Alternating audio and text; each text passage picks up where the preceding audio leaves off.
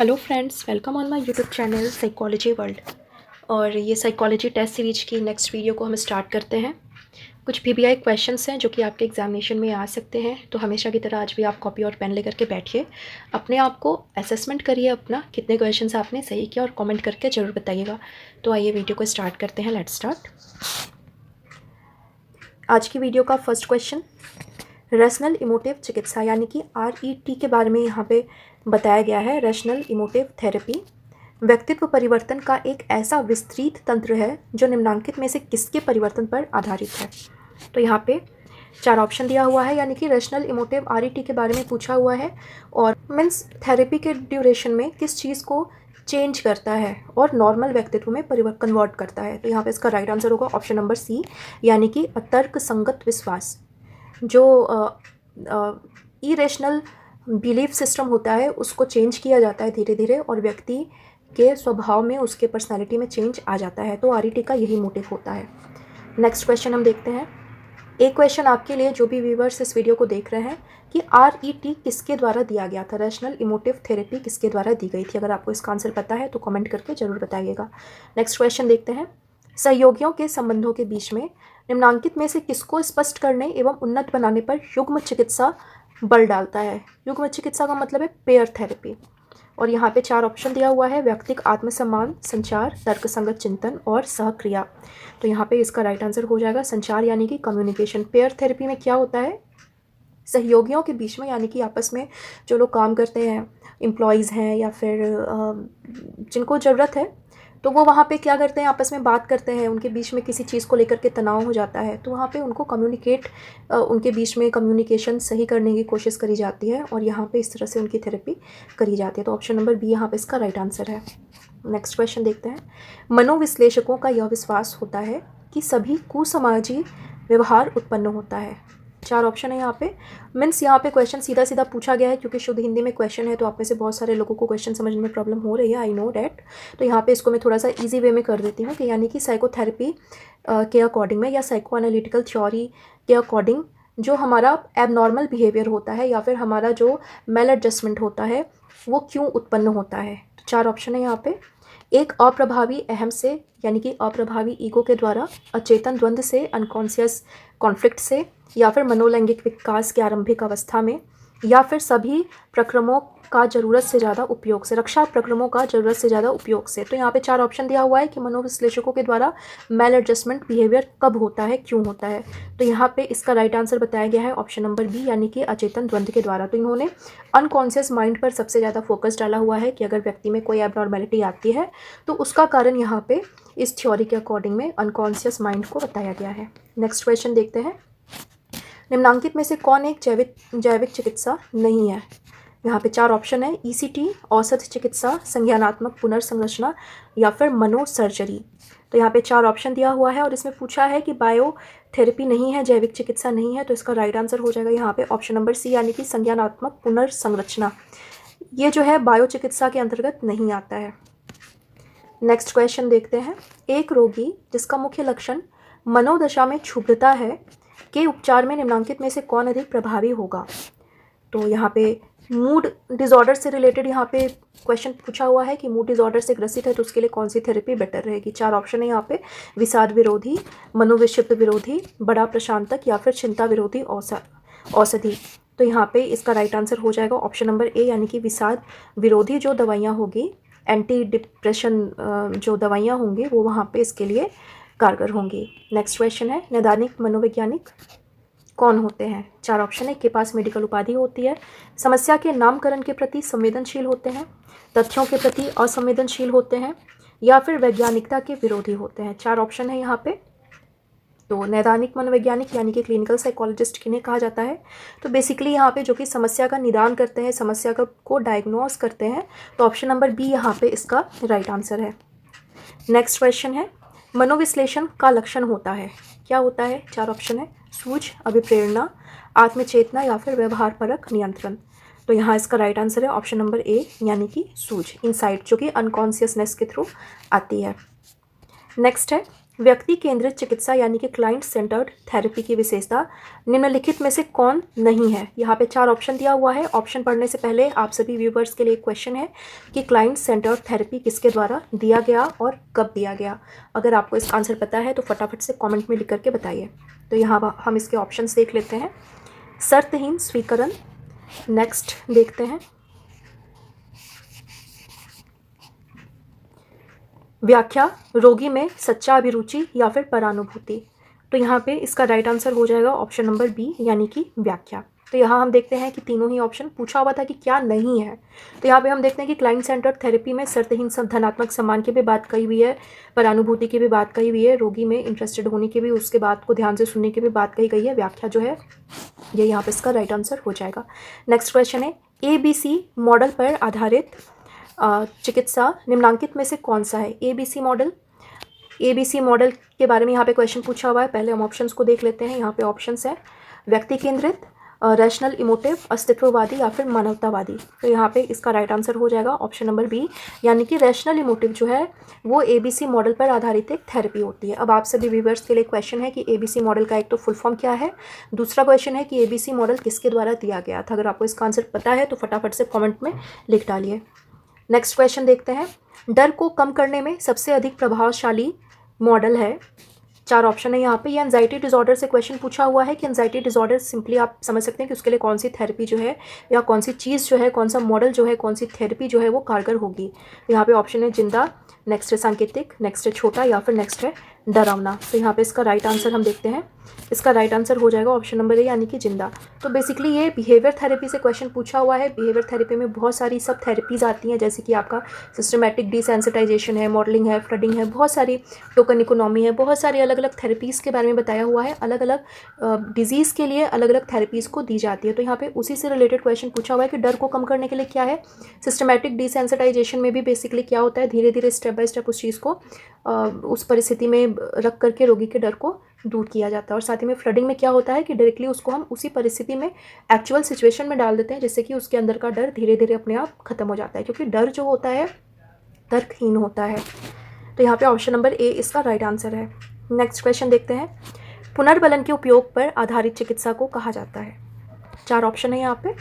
क्रमबद्ध असंवेदीकरण, विरुचि अनुबंधन, क्रिया प्रसूत अनुबंधन या फिर RET। तो यहाँ पे 4 ऑप्शन दिया हुआ है और इसका राइट आंसर है ऑप्शन नंबर सी यानी कि क्रिया प्रसूत अनुबंध।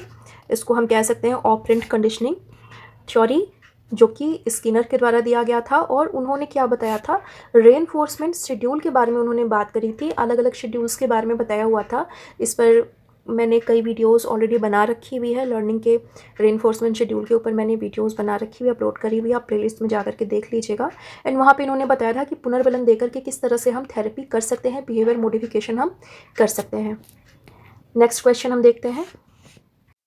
ETV चिकित्सा सबसे अधिक उपयोगी होती है, किस चीज़ में होती है। 4 ऑप्शन है यहाँ पे। विषाद, मनोविदालिता, उन्माद या फिर स्थिर व्यामोह।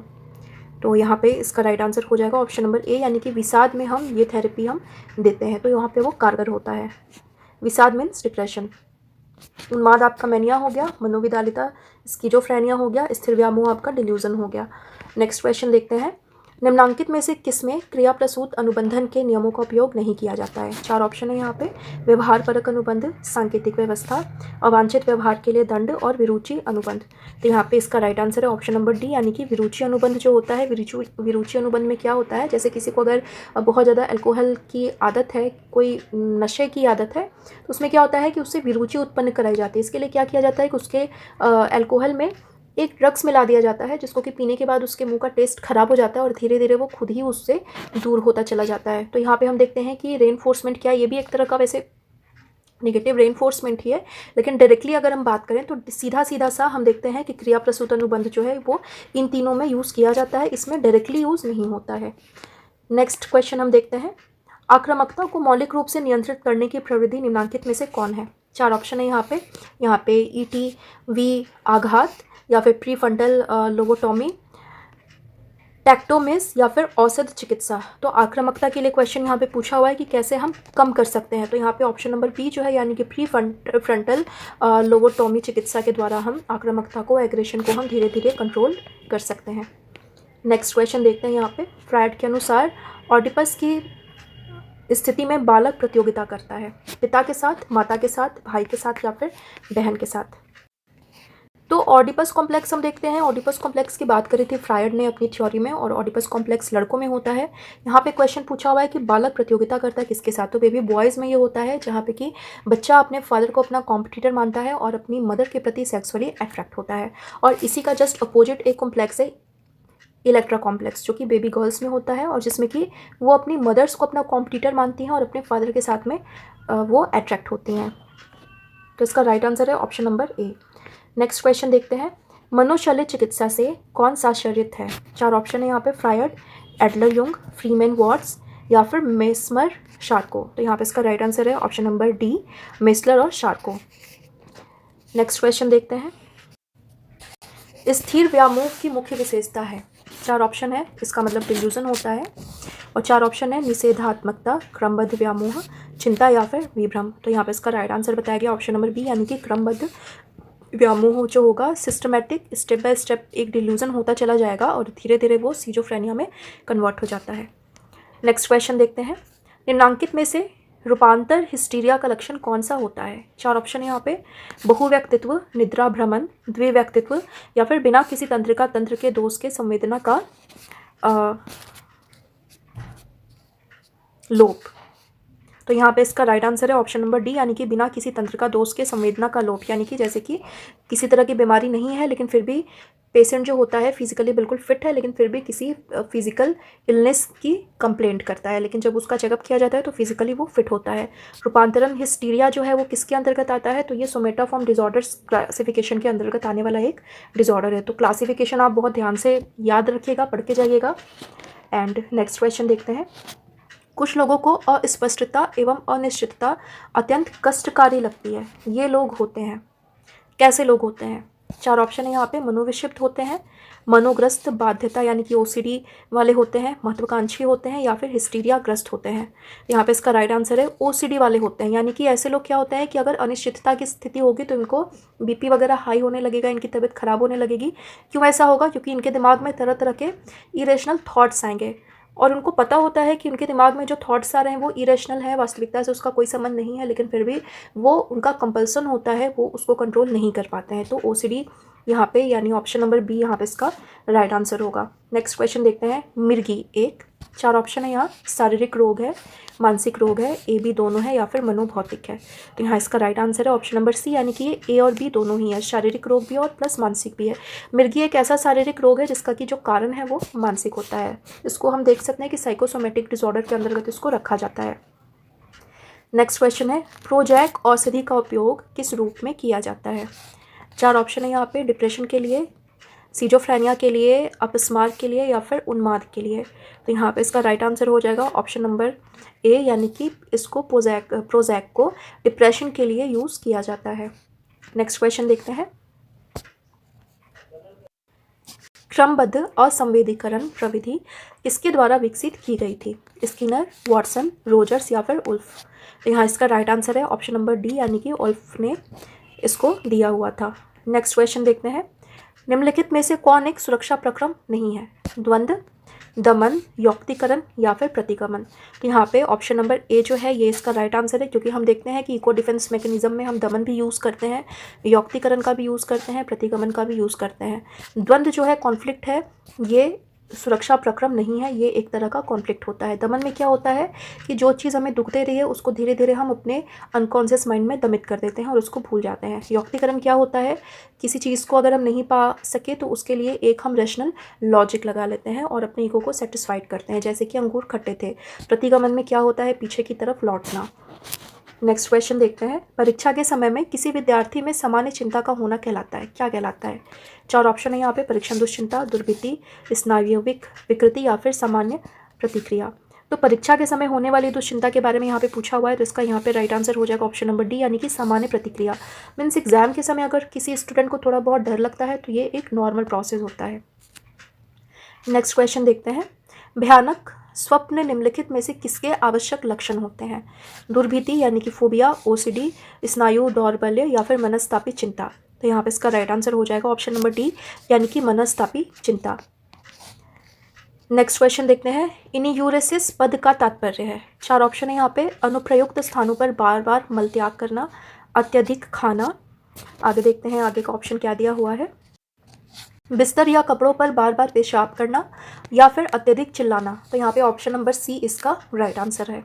नेक्स्ट क्वेश्चन है, जड़िमा की प्रमुख विशेषता है। चेतना का अभाव तथा बाह्य क्रियाकलापों का पूर्ण प्रभाव। नेक्स्ट है, बेहोशी की अत्यधिक मात्रा, अत्यधिक बेचैनी या फिर निद्रा में चलना। तो इसका राइट आंसर है ऑप्शन नंबर ए, यानी कि व्यक्ति एक तरह से जड़ित हो जाता है, उसकी चेतना जो है, उसका कॉन्शियस माइंड जो है वो वहाँ पे काम नहीं करता है।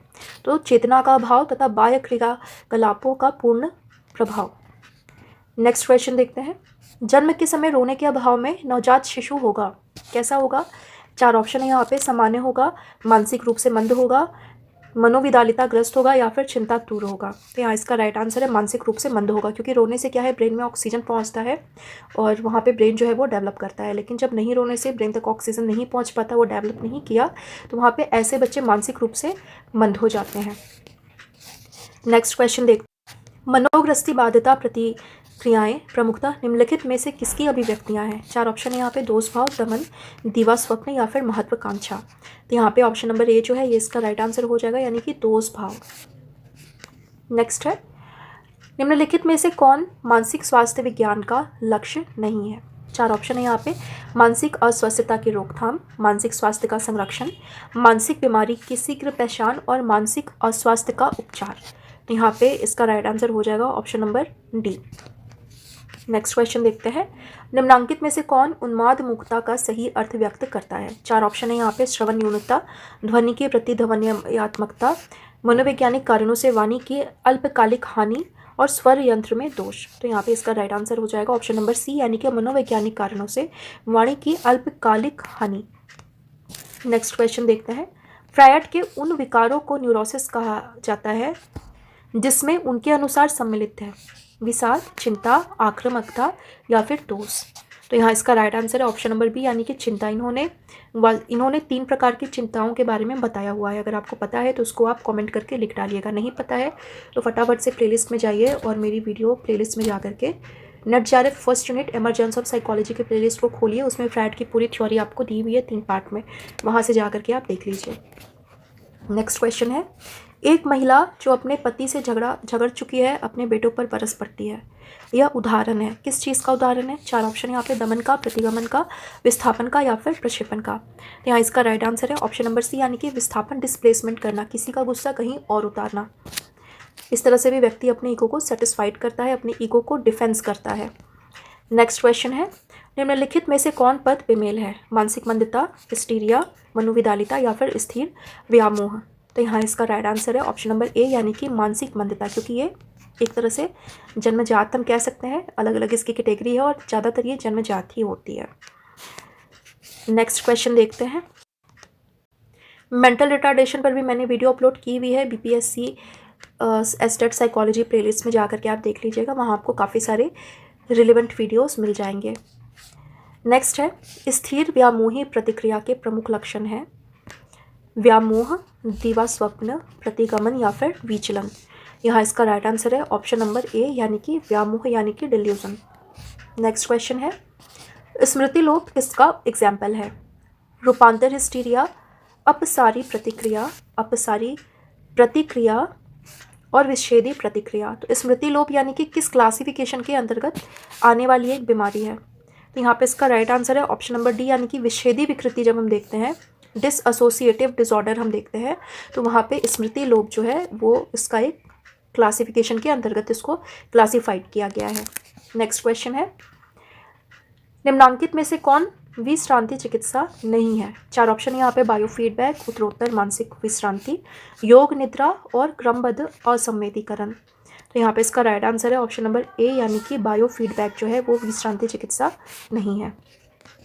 नेक्स्ट क्वेश्चन है, जब व्यक्ति अपने दोषों से बचाव हेतु दूसरों पर दोषारोपण करते हैं तो वे अनिवार्यतः प्रयोग करते हैं। किस चीज़ का? एक तरह से वो इको डिफेंस मैकेनिज्म को ही यूज़ कर रहे होते हैं। तो सीधा सीधा यहाँ पे पूछा गया है दूसरों पर दोषारोपण करना किस तरह के, कौन सा इको डिफेंस मैकेनिज्म कहलाता है? 4 ऑप्शन है यहाँ पे, यौक्तीकरण का, प्रक्षेपण का, विस्थापन का या फिर दमन का।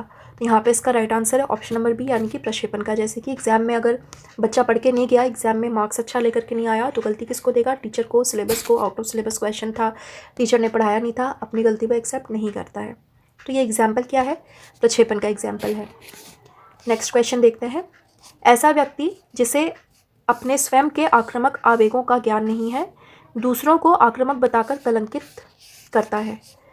तो ये किस चीज़ का एग्जाम्पल है? यहाँ पे भी घुमा फिरा करके क्वेश्चन वही पूछा हुआ है और यहाँ पे 4 ऑप्शन दिया हुआ है, विस्थापन का, प्रक्षेपण का, विघटन का या फिर स्थानांतरण का। तो यहाँ पे ऑप्शन नंबर बी जो है, यानी कि अपनी गलती को एक्सेप्ट नहीं करना, अपनी मिस्टेक भी है फिर भी दूसरों पर अपने दोस्त को थोपना, दूसरों पर दोषारोपण करना, किस चीज़ का एग्जाम्पल है? तो ये प्रक्षेपण का एग्जाम्पल है। नेक्स्ट क्वेश्चन देखते हैं। आश्रित मंदता निम्नांकित में से किसे कहा जाता है? 4 ऑप्शन है यहाँ पे, अल्प मानसिक मंदता को, साधारण मानसिक मंदता को, तीव्र मानसिक मंदता को या फिर गंभीर मानसिक मंदता को। तो यहाँ इसका राइट आंसर है ऑप्शन नंबर सी यानी कि तीव्र मानसिक मंदता को। क्यों? क्योंकि ऐसा बच्चा पूरी तरह से आश्रित होता है, अपने डेली रूटीन को भी वो फॉलो नहीं कर पाता है। तो यहाँ पे इसका right answer option number C हो जाएगा। नेक्स्ट क्वेश्चन देखते हैं। फ्रायड के अनुसार स्वप्न विश्लेषण, यहाँ पे स्पेलिंग थोड़ा मिस्टेक है, स्वप्न विश्लेषण होगा ये। स्वप्न विश्लेषण का मुख्य उद्देश्य होता है रोगी के वर्तमान को समझना, रोगी के भविष्य के बारे में पूर्व कथन करना, रोगी के अचेतन मन को जानना और रोगी के चेतन और अर्धचेतन के बारे में जानना। तो यहाँ पे फ्रायड की थेरेपी के बारे में, फ्रायड की थ्योरी के बारे में हम जब भी पढ़ते हैं तो अनकॉन्शियसनेस वहाँ पे इंपॉर्टेंट हो जाता है। तो यहाँ पे इसका राइट आंसर हो जाएगा ऑप्शन नंबर बी यानी कि रोगी के फ्यूचर के बारे में पूर्व कथन करना। इनकी पूरी ड्रीम एनालिसिस की पूरी थ्योरी है, पूरी की पूरी बुक है, काफ़ी इंटरेस्टिंग है, आप भी चाहें तो उसको पढ़ सकते हैं। नेक्स्ट और आज के वीडियो का लास्ट क्वेश्चन है, BASICID इसका संबंध किस चिकित्सा से है? 4 ऑप्शन है यहाँ पे, बहु मॉडल चिकित्सा, संज्ञानात्मक चिकित्सा, व्यवहार चिकित्सा या फिर समूह चिकित्सा। यहाँ पे इसका सही आंसर है ऑप्शन नंबर ए यानी कि बहु मॉडल चिकित्सा।